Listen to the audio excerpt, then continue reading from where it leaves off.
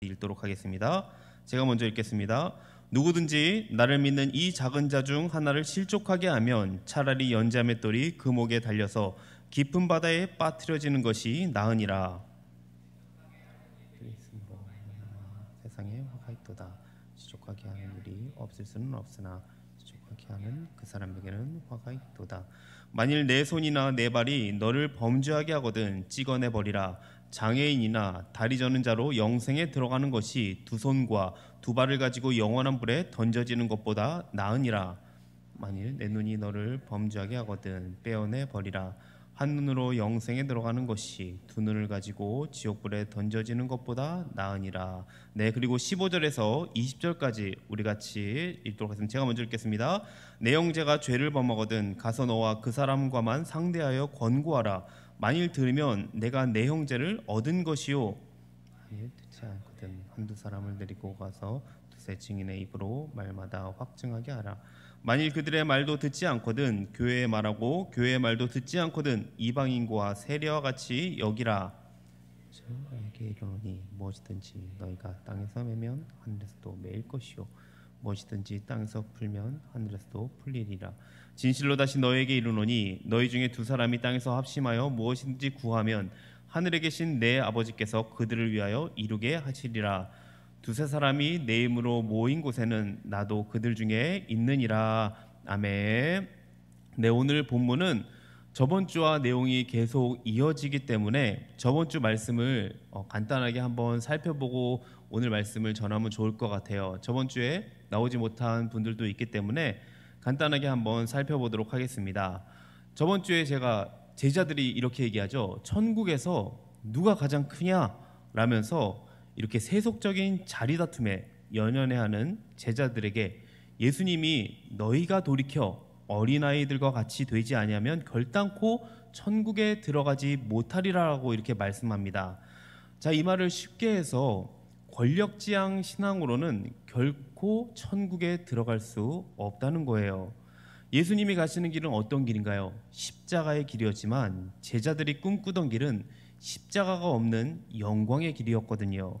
결국 예수님이 이 어린아이를 비유하시면서 제자들을 깨우치고자 하신 것은 자기를 낮추라라는 거였습니다. 그게 4절에 나왔습니다. 18장 4절에 누구든지 이 어린아이와 같이 자기를 낮추는 사람이 천국에서 큰 자다라고 예수님이 말씀했습니다.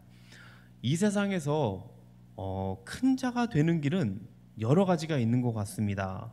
돈을 많이 벌거나 아니면 줄을 좀 잘 서거나 혈연, 지연, 학연 등이 좋으면은 세상에서는 좀 큰 자가 될 수 있는 것 같아요. 그러나 천국에서 큰 자가 되는 길은 오직 한 가지밖에 없습니다. 자기를 낮추는 것, 이것 한 가지밖에 없습니다. 예수님이 이 겸손을 보여주셨습니다. 십자가의 죽음이 가까이 다가올수록 거듭 자기를 낮추어서 사랑으로 섬기는 겸손을 보여주시면서 그 본을 따르라고 그렇게 당부하셨죠. 그러나 이러한 예수님의 당부와는 달리 제자들의 관심이 어디에 있었습니까? 바로 누가 더 크냐? 이 지위에 관심이 집중되어 있었습니다.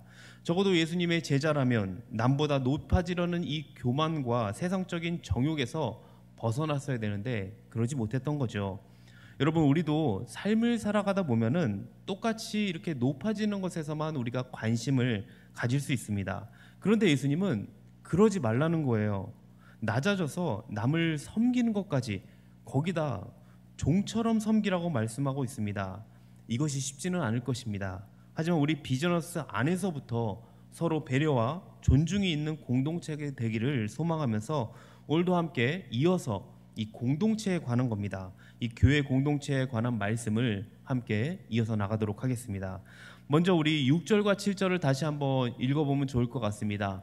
6절과 7절을 함께 다시 한번 읽어보도록 하겠습니다. 잘 한번 여러분이 이 말씀을 어떠한가 여러분이 한번 그 상상을 하시면서 하시는 것도 좋을 것 같아요. 한번 같이 읽어보도록 하겠습니다. 시작. 누구든지 나를 믿는 이 작은 자 중 하나를 실족하게 하면 차라리 연자의 똘이 그 목에 달려서 깊은 바다에 빠뜨려지는 것이 나으니라. 실족하게 하는 일들이 있으므로 말미암아 세상에 화가 있도다. 실족하게 하는 일이 없을 수는 없으나 실족하게 하는 그 사람에게는 화가 있도다. 아멘. 예수님께서는 남을 이 실족하는 자들에게 지금 분명히 말씀하고 있습니다. 연자맷돌을 목에 달고 깊은 바다에 빠지는 게 지금 낫다고 얘기하고 있어요.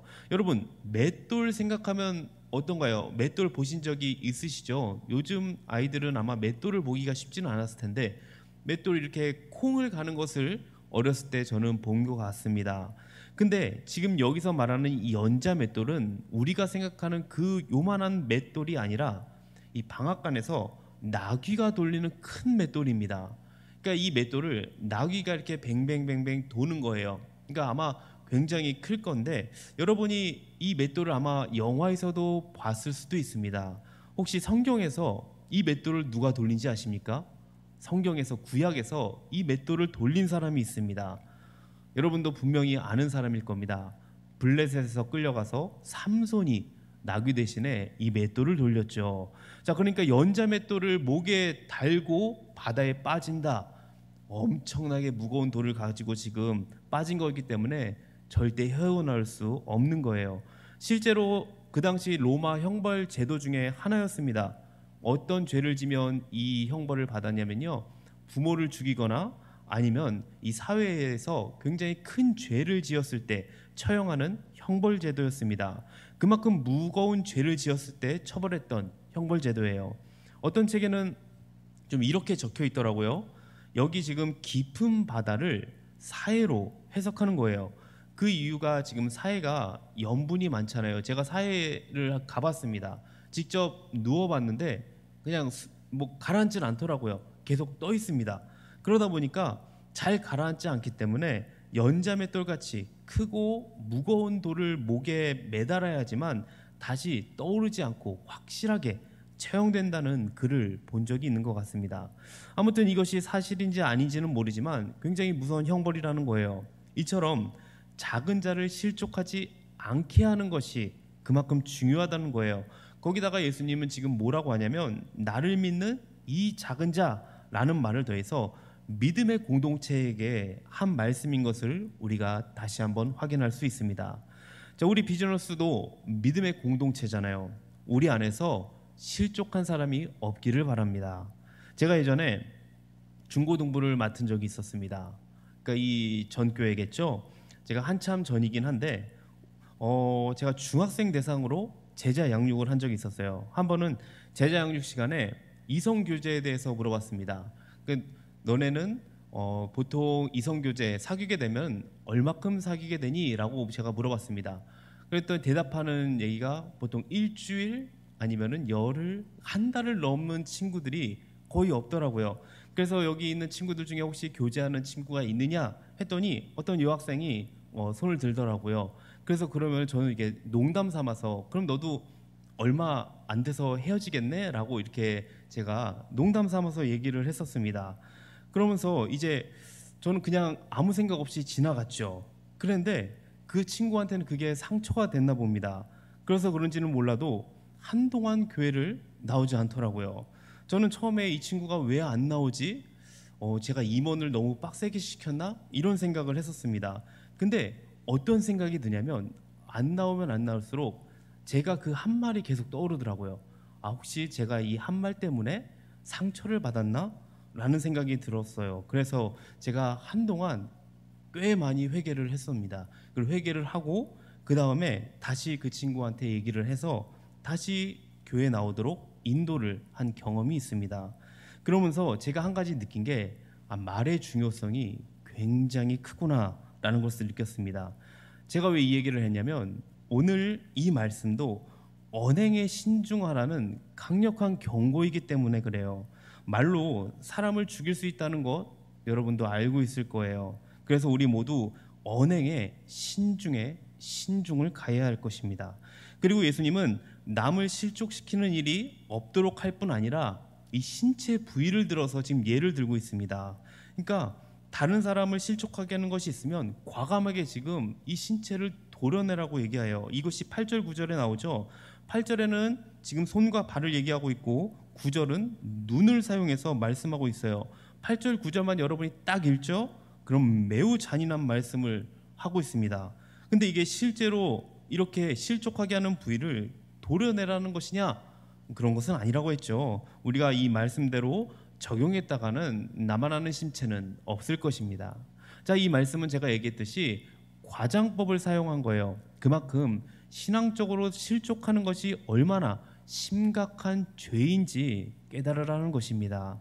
제가 마태복음을 강의하면서 잠깐 말씀드렸습니다. 범죄할 악한 생각이 나오는 것은 이 손과 발이 아니에요. 어디라고 그랬죠? 이 마음입니다. 마음에서 나오는 거예요. 그러므로 범죄한 부위를 찍어버리라고 하는 것은 죄로 인해 썩어져 있는 이 마음의 생각을 찍어 잘라내버리라는 것입니다. 다시 말해 남을 실족해 한 죄에 대해서 철저히 회개하라는 거예요. 찍어버리라고 하는 이 경고의 말씀은 죄에 대해서 회개하고 다시 돌이켜서 성결한 삶을 살라는 것입니다. 이처럼 믿음의 공동체 안에서 겸손하게 섬기며 나가는 것입니다. 또한 우리의 이 언행을 조심해서 우리 안에서 실족하게 하는 일이 없도록 우리는 늘 사랑으로 섬기면서 나아가는 겁니다. 이러한 우리 비즈니스 공동체가 되기를 주님의 이름으로 소망합니다. 자, 이어서 15절에서 20절을 함께 살펴볼 텐데, 교회 공동체 안에서는 여러 가지의 문제에 대해 함께 우리가 나누게 될 겁니다. 교회 공동체 안에 어떤 사람이 있을까요? 가진 사람이 있는 반면에 못 가진 사람도 있습니다. 또 권세와 명예를 가지고 있는 반면에 그러지 못한 사람도 있어요. 또한 신앙이 오래된 사람들도 있고, 또한 지금 처음 나온 초신자들이 모여 있기도 합니다. 따라서 우리가 이 교회 안에서 신앙생활을 하다 보면은 오해나 다툼으로 인해서 여러 가지 문제가 일어나기도 합니다. 그리고 상처를 주고받는 일이 일어나는 게 당연해요. 그럴 수밖에 없습니다. 그런데 오늘 말씀을 통해서 그럴 때 우리가 어떻게 해야 되는가를 지금 가르쳐주고 있습니다. 먼저 여러분에게 질문을 하나 해보도록 하겠습니다. 공동체에서 여러분이 지금 우리 안에서 범죄하는 것을 여러분이 봤어요. 목격을 했어요. 동료가. 그러면은 여러분은 어떻게 하시겠습니까? 제가 예를 들어보죠. 제가 뭐 성함을 대지는 않겠습니다. 그냥 여러분이 그냥 누군가를 봤는데 마트에서 물건을 훔치는 걸 봤어요. 누군가가 우리 교회 안에 사람이에요. 마트에서 훔치는 걸 봤어요. 그럼 여러분은 그냥 지나치겠습니까? 아니면은 직접 가서 이거 잘못된 거야 라고 얘기를 해주겠습니까? 어떨 것 같아요? 저한테 물어본다면 저도 좀 눈을 감아주고 나올 것 같습니다. 아마 대부분 보고도 눈을 감아줄 것 같아요. 그런데 지금 오늘 성경에서는 보고 눈 감아주는 게 능사가 아니라는 거예요. 이것은 교회가 크면 클수록 더 얼굴만 알기 때문에 이게 더 심할 것 같긴 하지만, 함께 신앙생활하는 동료가 범죄했을 때 모른 척하는 것은 예의가 아닙니다. 그리고 교회 공동체의 본질도 아니에요. 왜냐하면 예수님은 교회란 가족 공동체보다 훨씬 더 친밀한 공동체라고 지금 말하고 있거든요. 자, 그렇다면 여러분, 가족의 특징이 뭔가요? 가족. 보통 가족 중에 문제가 생기면 어떻게 하나요? 함께 그 문제를 갖고 씨름하고 아니면은 그걸 갖고 같이 기도해 주는, 그렇게 나몰라라 하지는 않잖아요. 저는 이게 가족의 특징이라고 봅니다. 그런데 교회 공동체에도 그래야 한다는 거죠. 그래서 교회 공동체의 본질적인 모습은 가족 간의 관계가 유지될 수 있는 그러한 공동체가 되어야 된다는 거예요. 그렇다면 이렇게 되기 위해서는 어떤 공동체가 되어야 하는가입니다. 제일 먼저 그 공동체 안에는 우리 안에겠지요. 신뢰와 사랑의 관계가 있어야 됩니다. 예수님이 제자들에게 뭐라고 얘기하냐면 패역한 세대라고 얘기합니다. 당연히 제자들 입장에서는 이 패역한 세대라고 말을 들으면은 마음이 아플 거예요. 그러나 그 말을 굉장히 잘 새겨듣습니다. 왜 그럴까요? 예수님과 제자의 관계가 형성되었기 때문에 가능해요. 만약 예수님과 제자들의 관계가 형성되어 있지 않았다면 이 말을 듣고 떠나는 제자들도 있었을 거예요. 자, 이런 관계 속에서, 사랑과 신뢰가 있는 관계 속에서 지금 예수님이 말씀하는 겁니다. 15절을 함께 읽어보도록 할게요. 15절 함께 15절을 보도록 하겠습니다. 자, 시작. 내 형제가 죄를 범하거든 가서 너와 그 사람만 상대하여 권고하라. 만일 들으면 내가 내 형제를 얻은 것이요. 여기서 지금 권고하라고 지금 얘기하고 있죠. 그러니까 우리가 어떻게 해야 되냐면 너가 지금 문제가 있으니까 이 문제를 해결해야 된다고 권고해야 된다는 거예요. 그렇게 우리는 다시 그 사람이 돌아서기를 기대하면서 권면하는 겁니다. 그런데 이러한 권면은 정말 우리가 생각하고 또 생각해서 잘 얘기해야 됩니다. 만약 권면을 잘못 얘기하죠? 그러면은 비난 방식의 질책이 될 수도 있습니다. 그렇게 되면 돌아오는 대답은 이런 거예요. 너나 잘해라. 이런 얘기가 돌아올 수 있습니다. 자, 7장 1절, 2절, 5절을 보도록 하겠습니다. 7장 1절에서 2절 그리고 5절을 볼 거예요. 한번 이거를 한번 보고 여러분이 한번 내 자신을 어떻게 돌아봐야 되는지 한번 살펴봅시다. 같이 한번 읽어볼게요. 시작. 비판을 받지 아니하려거든 비판하지 말라. 너희가 비판하는 그 비판으로 너희가 비판을 받을 것이요 너희가 헤아리는 그 헤아림으로 너희가 헤아림을 받을 것이니라. 그리고 5절. 외식하는 자여 먼저 내 눈 속에서 들보를 빼어라. 그 후에야 밝히 보고 형제의 눈 속에서 티를 빼리라 라고 말씀하고 있습니다. 형제가 어떤 잘못을 저지른 것을 보았어요. 그럴 때 내 자신부터 돌아볼 수 있는 태도를 보여야 합니다. 그러니까 이러면 안 되는 거예요. 나는 문제가 없지만 너는 문제가 있어. 이런 태도가 아니라 나도 연약하지만 너의 이 문제도 해결돼야 된다는 이 사랑의 태도가 있어야 된다는 거죠. 그리고 이 사랑의 관계는 중요한 게 하나 있습니다. 뭐냐면 같이 얘기한 이 공유한 이야기를 절대 퍼뜨리지 않는 거예요. 이게 제일 중요합니다. 그 사람을 위한다면서 권면을 하고 이것을 다른 사람에게 말하는 것은 그 사람을 매장하는 거예요. 진정으로 그 사람을 위해서라면 아무에게도 이것을 얘기하지 않는 것입니다. 자, 이렇게 권면을 했어요. 그런데도 통하지 않았어요. 그러면 어떻게 해야 될까요? 16절에 나오고 있죠. 16절 보시면은 만일 듣지 않거든 한두 사람을 데리고 가서 두세 증인의 입으로 말마다 확증하게 하라라고 이렇게 얘기합니다. 이것은 분별력이 필요합니다. 그 사람이 어느 정도의 지금 상태인지 알 필요가 있어요. 주님이 한 명 안 되면 두세 명으로 하라고 했으니까 무작정 두세 사람 데리고 가서 권면을 했다가는 오히려 더 튕겨져 나갈 수 있는 상태의 사람일 가능성도 있습니다. 그래서 이것을 잘 우리가 분별할 필요가 있습니다. 두세 사람에서 권면하는 건 역시 최소 공개의 원칙입니다. 그리고 당연히 친밀한 관계가 전제는 돼야겠죠. 그러니까 신뢰가 있고 사랑이 쌓일 때 필요한 권면의 말을 할 수 있다는 것은 똑같습니다. 이렇게 하는데도 듣지 않았어요. 그럼 교회에 말하라고 합니다. 이것이 마지막 경우인데 이것은 정말 꼭 필요한 경우에 한해서만 교회 공동체에게 말하라는 거예요. 자, 이렇게 교회 공동체에 말하는 것은 그 사람을 내치려는 게 아니에요. 그게 목적이 아닙니다. 그 사람을 얻는 것이 목적입니다. 한 사람이 그리고 두세 사람이 그리고 교회 공동체가 그 사람을 한 사람을 얻기 위해서 많은 수고를 하고 있습니다. 자, 이렇게 한 사람을 얻기 위해서 지금 작은 공동체가 큰 공동체가 많은 수고를 해야 되는 것입니다. 그래서 그 사람의 목적은 회개하도록 다시 얻을 수 있도록 해야 하는 것이 우리들이 해야 할 일입니다. 그러나 이러한 설득이 통하지 않을 수도 있습니다. 그럴 때는 어떻게 하라고 하죠? 이방인과 세리와 같이 여기라고 하는데 이것을 다른 말로 칠이라고 합니다. 이 칠이는 교회 공동체에게 꼭 필요한 거예요. 칠이가 뭐냐면 교회에서 사랑을 근거로 한 체벌입니다. 그러니까 심각할 때는 교회에서 쫓아내라는 거죠.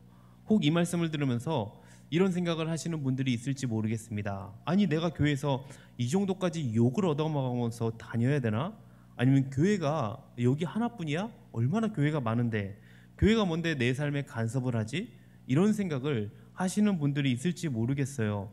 이것은 이 시대에 교회가 너무 지금 잘못 오해되어져 있고 교회의 중요성이 무시되고 있는 증거입니다. 하도 교회들이 이런 생각을 합니다. 손님은 왕이다 라는 세상 경영 논리를 받아들여서 어떤 방법을 써도 좋으니까 좀 머릿수를 채우려 하고 교회 운영을 하기 위해서는 돈 많은 사람들, 돈 많은 사람들을 더 대우해 주다 보니까 교회가 굉장히 우스워졌습니다. 이렇게 사람의 비율을 맞추는 말들만 하다 보니까 당연히 치리란 있을 수가 없는 것이죠. 여러분, 치리하는 교회를 본 적이 있습니까? 저는 지금까지 있으면서 모르겠어요. 예전에는 있었던 것 같아요. 근데 요즘에 제가 보면서 치리하는 교회는 저는 못 본 것 같습니다. 그만큼 교회의 치리가 거의 없어졌다고 보면 돼요. 하지만 성경은 분명히 교회 안에는 치리가 있어야 한다고 말씀하고 있습니다. 왜 이런 것이 있어야 하냐면 이 교회 공동체의 순결성을 위해서, 순결을 위해서 그렇습니다. 그래서 18절이 이것에 이어서 지금 나오는 거예요. 함께 18절을 읽어보도록 하겠습니다. 시작. 진실로 너희에게 이르노니 무엇이든지 너희가 땅에서 매면 하늘에서도 매일 것이요 무엇이든지 땅에서 풀면 하늘에서도 풀리리라. 여기서 지금 매다 풀다는 제가 이 전에 저저번 주죠 16장에서도 언급을 했습니다. 제가 그때도 얘기를 했지만 땅에서 매면 하늘에서도 매인다는 말씀이 아니라고 했죠. 땅에서 매면 하늘에서도 매어져 있을 것이요, 그러니까 미래 완료형으로 되어 있습니다. 때문에 매어져 있는 것이 드러난다는 뜻이에요. 자, 결국 이 말은 결정이 땅이 먼저가 아니라는 거예요. 하늘에서 먼저 결정한다는 거죠. 하늘이 이 행동의 주도권을 갖고 있다. 그렇기 때문에 교회의 기능이 매우 중요하다는 것입니다. 교회가 이 하늘에서 맨 것을 땅에서 밝히고 실행하는 역할이 교회거든요. 자, 그것을 어떻게 하느냐가 19절에 나오고 있습니다. 자, 19절 마지막으로 한 번 더 같이 한번 읽어보도록 하겠습니다. 자, 중요한 말씀입니다. 같이 읽을게요. 시작. 진실로 다시 너에게 이르노니 너희 중에 두 사람이 땅에서 합심하여 무엇이든지 구하면 하늘에 계신 내 아버지께서 그들을 위하여 이루게 하시리라. 자, 하늘의 뜻을 땅에서 이루는 유일한 방법이 제가 기도라고 했죠. 지금 이 기도가 나오고 있어요. 그러니까 공동체가 함께 기도해야 된다는 것입니다. 아무리 작은 공동체라도 주님은 그 기도를 들으십니다. 그래서 하나님의 뜻을 이루기 위해, 깨닫기 위해서 기도하라는 거예요. 자, 이 권면의 핵심을 이제 말씀드릴게요. 권면을 할 때는 아까 말씀드린 처음에 신뢰와 사랑이 바탕이 돼야 되는 것은 당연합니다. 관계가 깊어요. 그리고 사랑이 있다 하더라도 자신의 말재주나 경험으로 권면하게 된다면 아까 얘기했듯이 너나 잘해라는 말을 들을 수 있습니다. 권면은 이 사랑이 바탕이 되면서 기도로 하나님이 역사하시도록 하는 거예요. 우리는 간구하는 과정을 통해 권면해야 된다는 것을 여러분 꼭 기억하시기 바랍니다. 그런데 이것이 말처럼 쉽지는 않죠. 누군가에게 회개를 권면한다는 거, 이거 정말 어렵습니다. 아까도 말씀드렸지만 오늘날 한국교회가 이처럼 무너지고 있는 거, 부패한 원인 중 하나는 징계가 이루어지지 않기 때문입니다. 안타까운 현실이에요. 이러한 교회의 문제는 우리가 지금 쉽게 바꿀 수 있는 것은 아닙니다. 하지만 우리가 할 수 있고 해야 되는 것이 있습니다. 그것이 뭐냐면 우리 공동체가 기도하는 거예요. 서로를 위해 기도해 주는 겁니다. 여러분, 기도와 이 사랑 없이는 그 무엇이든지 여러분 하지 마세요. 오히려 그것이 독이 될 수 있습니다. 교회가 무엇입니까? 교회는 예배와 가르침과 친교의 장소일 뿐만 아니라 하나님의 백성이 영적으로 잘 성장할 수 있도록 훈육하는 곳입니다. 우리 동호교회가, 특히 우리 청년부 비저너스가 이렇게 되기를 소망합니다. 어떤 사람이든 이곳에서 하나님의 백성으로 자라나는 거예요. 그리고 다 함께 회복을 소망하는 마음으로 우리가 서로를 위해 기도한다면 그것이 아버지의 뜻을 이뤄나가는 것입니다. 여러분, 나 자신뿐만 아니라 누군가를 위해 함께 기도하며 나아갈 때 회복의 은혜가 있을 줄 믿습니다. 아멘. 그래서 우리가 이 시간 이것을 가지고 함께 찬양하고 기도하며 나아가기 바랍니다. 함께 우리가 오늘 찬양할 거는 누군가 널 위해 기도하라는 찬양을 할 건데요. 모르겠어요. 예전 찬양이라 여러분이 얼마큼 아실지 모르겠습니다. 근데 이 시간 여러분이 생각나는 사람이 있다면 그 사람을 위해서 한번 기도해 줬으면 좋겠어요. 내 주변에 누군가가 떠올랐어요. 그럼 이 시간 그 사람을 위해서 기도하라는 하나님의 음성일 수 있습니다. 그래서 여러분이 이 시간 내 기도보다는 다른 사람을 위해서 한번 여러분이 기도했으면 좋겠습니다. 우리 같이 찬양을 하고 같이 다른 사람을 위해서, 정말 기도가 필요한 사람, 그리고 정말 하나님의 백성을 다시 돌아와야 될 사람, 그 사람들을 위해서 우리가 함께 기도하며 나가도록 하겠습니다. 당신이 지쳐서 기도할 수 없고 눈물이 빗물처럼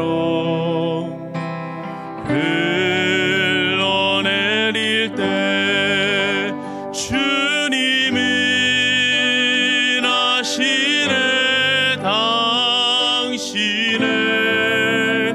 약함을 사랑으로 돌봐주시네.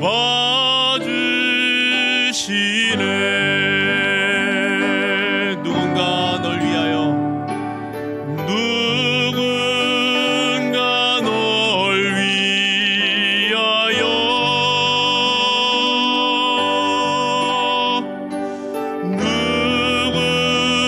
누군가 기도하네.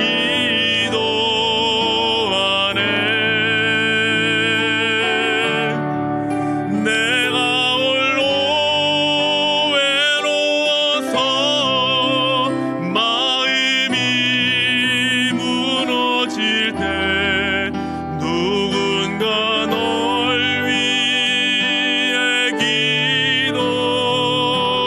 기도하네. 당신이 외로이 홀로, 당신이 외로이 홀로 남았을 때 당신은 누구에게 위로를 얻나. 주님은 아시네. 당신의 마음을 그대 홀로 잊지 못함을. 조용히 그대 위에, 조용히 그대 위에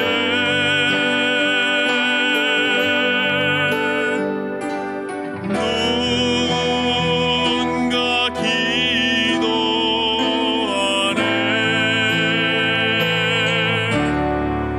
내가 홀로 외로워서 마음이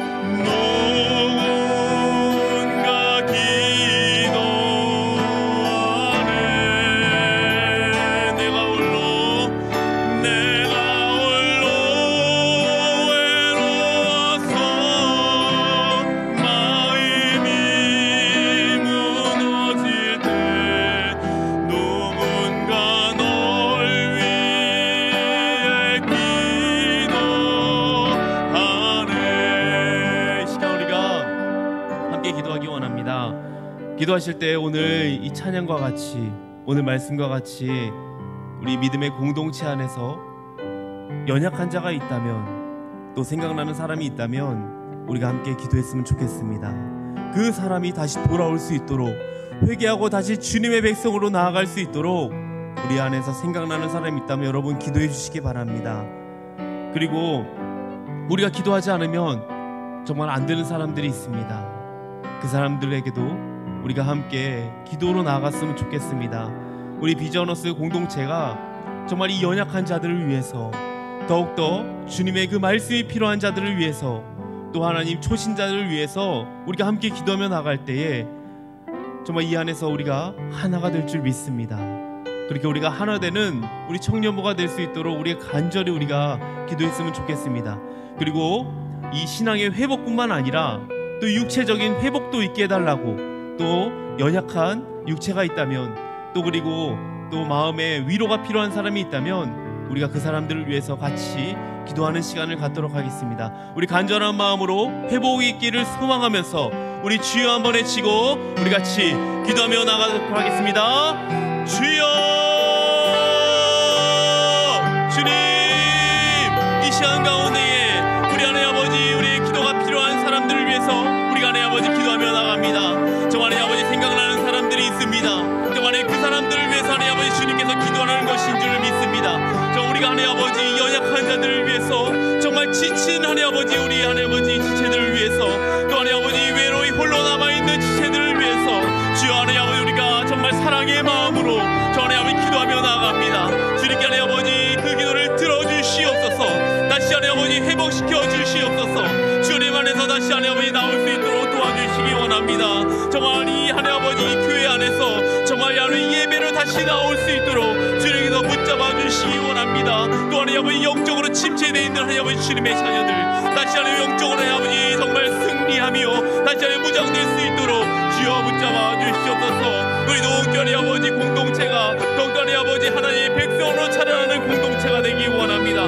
이곳에 와서 정말 아버지 주님의 사랑을 느끼며 주님을 만나며 구원의 역사들이 이곳에서 일어날 수 있도록 주여 붙잡아 주시기 원합니다. 정말 아버지 하늘의 뜻을 이루며 나아갈 수 있는 정말 이 시간이 되기 원합니다. 우리 하나님 아버지 주 앞에 간절히 기도하며 나아가오니 그 기도에 하나님 아버지 응답하여 주시고 기도를 들어주시옵소서. 주님의 뜻을 이루며 나아갈 수 있도록 우리 한 사람 한 사람을 붙잡아 주시옵소서.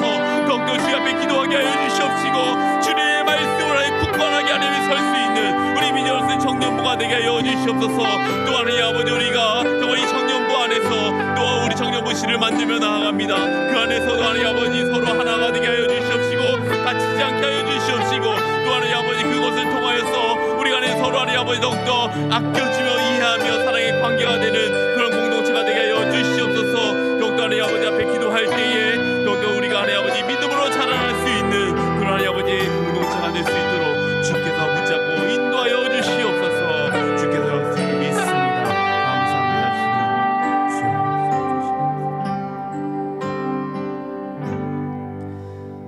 하나님 아버지 감사합니다.